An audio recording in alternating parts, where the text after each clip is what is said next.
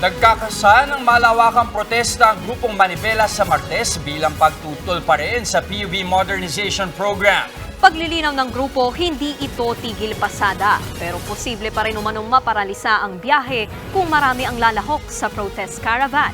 Nasa frontline ng balitang yan si Bea de Guzman. Hindi pa rin sumusuko ang grupong Manibela sa pakikipaglaban sa PUV Modernization Program ng pamahalaan. Sa Martes, magsasagawa raw sila ng panibagong malawakang protesta para ipatigil ang naturang programa.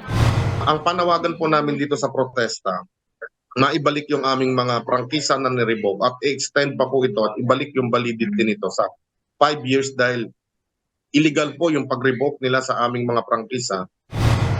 Ayon kay Manibela President Marva Buena mula University of the Philippines Diliman, magka-caravan sila pa Welcome Rotonda sa Quezon City at magmamarcha diretso sa Mendiola, Manila. Sasali rin daw ang grupong Piston at iba pang sexual group.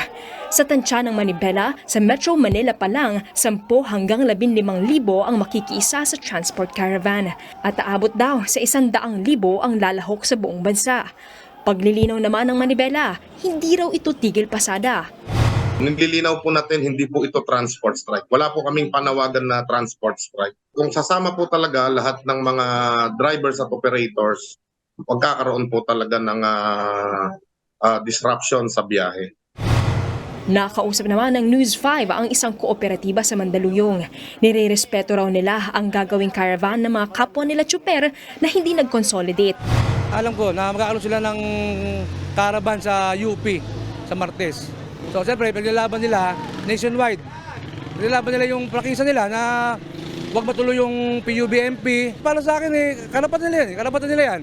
Yun ang paniniwala nila. So, bahala sila. Pero kami, bilang kami may sarili rin kaming prinsipyo.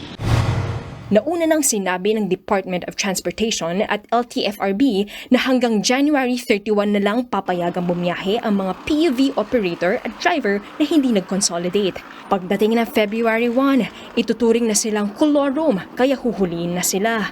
Handa naman daw ang gobyernong bigyan ng tulong ang mga tsuper na mawawalan ng trabaho.